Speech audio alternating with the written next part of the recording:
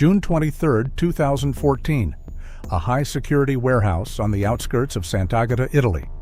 A team of independent forensic engineers is standing over a stripped-down $200,000 Lamborghini Huracan. They aren't looking at the carbon fiber or the leather.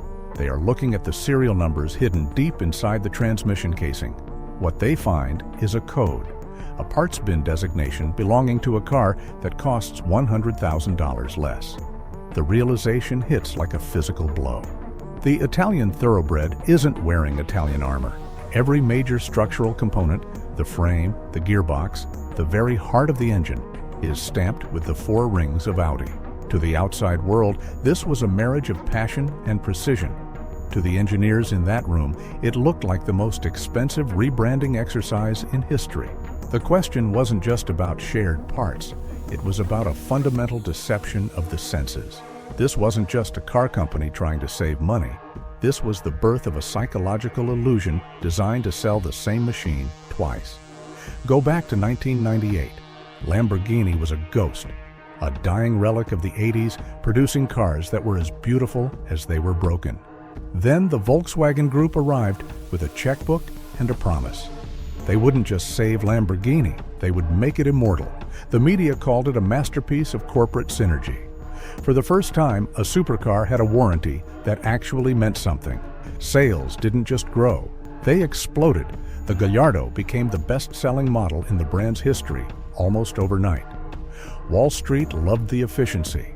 Enthusiasts loved the reliability. The world saw a legendary brand reborn through German discipline.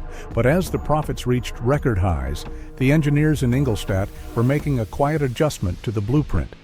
They realized that if the public was willing to pay double for a badge, the actual hardware didn't need to be unique at all. The spreadsheets were perfect. The marketing was flawless. The customers were ecstatic. But beneath the screaming V10 engines and the sharp Italian lines, a much colder calculation was taking place. The luxury was real, but the engineering was a ghost. The mechanism was simple. It was a masterpiece of industrial sleight of hand. Audi didn't just buy Lamborghini, they hollowed it out. The strategy was called platform sharing, but in the boardroom, it was known as the ultimate margin multiplier. Step 1. Build the Audi R8, a precision machine using German robotics and Hungarian labor. Cost to manufacture, roughly $70,000. Step 2. Take that exact chassis, that exact engine, and that exact wiring loom. Step 3. Ship it to Italy. Bolt on a sharp angular body. Stitch some tricolor leather into the seats. Step 4. Change the badge. Suddenly, that $70,000 industrial base wasn't an Audi anymore. It was a $240,000 Lamborghini Huracan. By 2015, the financial loop was perfect. Lamborghini wasn't just profitable, it was a cash printing press. Operating margins climbed toward 20%. The company that once struggled to build 200 cars a year was now moving 3,000, then 5,000, then 8,000. In the gleaming headquarters of the Volkswagen Group, the mood was one of untouchable arrogance. They had cracked the code of luxury. They had proven that exclusivity was just a software setting and a coat of paint. Investors were ecstatic. Media outlets hailed the Italian miracle. Lamborghini expanded its footprint, opening massive new facilities and hiring hundreds of workers to keep up with the global demand for the dream. The leadership didn't just walk, they strutted. They were the architects of a new era where brand perception was more valuable than mechanical truth. But in the summer of 2017, the first whisper of trouble appeared in a technical audit. An internal reviewer noticed a strange discrepancy in the R&D budgets.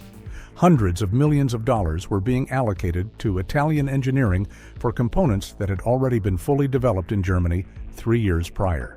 The numbers didn't just overlap, they were identical. When a junior analyst at a major German bank asked why the development costs for 2 different cars were carbon copies, the executives laughed. They called it synergy. They called it efficiency. They told the world there was nothing to see here. But the first thread had been pulled, and the entire tapestry was starting to itch. The internal audit was suppressed within 48 hours. The junior analyst who flagged the double billing wasn't promoted. he was silenced. The official line from the board was simple: optimization is not a crime. Emails questioning the Italianness of the new prototypes went unanswered. Dissent was treated as a lack of vision. In the high-speed world of supercar margins, doubt was a drag coefficient they couldn't afford. Instead of tapping the brakes, they floored it. The operation didn't just expand, it mutated. By 2018, the strategy moved into the SUV market with the Urus. This was the ultimate gamble. The promise to investors was a bespoke, ultra-luxury powerhouse. The reality was a reskinned Audi Q8, which itself was a reskinned Volkswagen Touareg. They were now selling a $230,000 Raging Bull built on the same structural bones as a family diesel wagon. The money flooding in was staggering, billions in revenue, triple-digit growth in emerging markets. The system now required constant, aggressive expansion to hide the R&D overlaps. But then, the major twist surfaced from a disgruntled supplier in Bratislava. The theft wasn't just about sharing parts. It was about the carbon footprint and emissions data.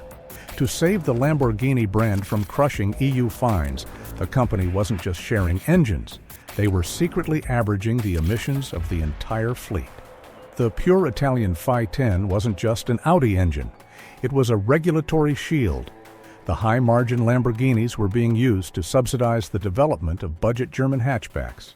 The luxury buyer wasn't just paying for a badge, they were unknowingly funding the survival of the mass-market cars they looked down upon. The tension reached a breaking point. Independent journalists began buying wrecked Lamborghinis and stripping them to the bone. On YouTube, the parts bin videos started going viral. The questions became harder. The gaps in the narrative became canyons. The pressure in the boardroom was no longer about profit. It was about survival. Federal investigators were now looking at the customs declarations. The air was thick with the scent of a looming disaster. The engine was redlining, the gears were grinding. And then the music stopped. 2019, the firewall collapses. A whistleblower leaks 3,000 pages of internal logistics data to the German press.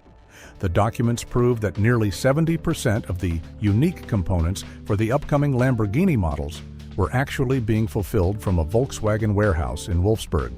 European regulators move in. They launch a massive inquiry into consumer protection and luxury tax evasion. The investigation reveals that the handmade Italian chassis were being robotically welded on the same lines as the Audi A6. Lawsuits are filed in 3 different jurisdictions. By the summer of 2020, the first class action suit targets the exclusivity premium. Owners realize they paid a $150,000 markup for the same sensors, infotainment, and air conditioning units found in a rental car. The stock price of the parent company doesn't crash. It dips. Then, the cruel twist. The executives who designed the Shadow platform receive their performance bonuses. The lawyers secure settlements that prevent any admission of guilt. The people who actually paid were the independent Italian craftsmen.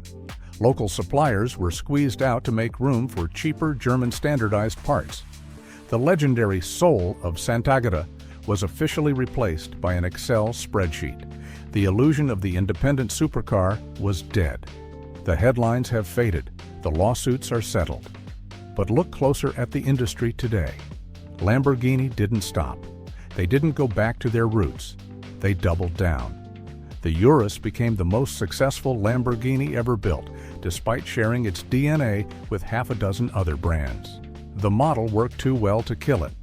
Today, the Shadow platform is the industry standard. Luxury is no longer about what's under the hood. It's about the narrative you're told. Aston Martin uses Mercedes engines. Lotus uses Toyota parts. Rolls-Royce uses BMW electronics. The unique machine is a myth.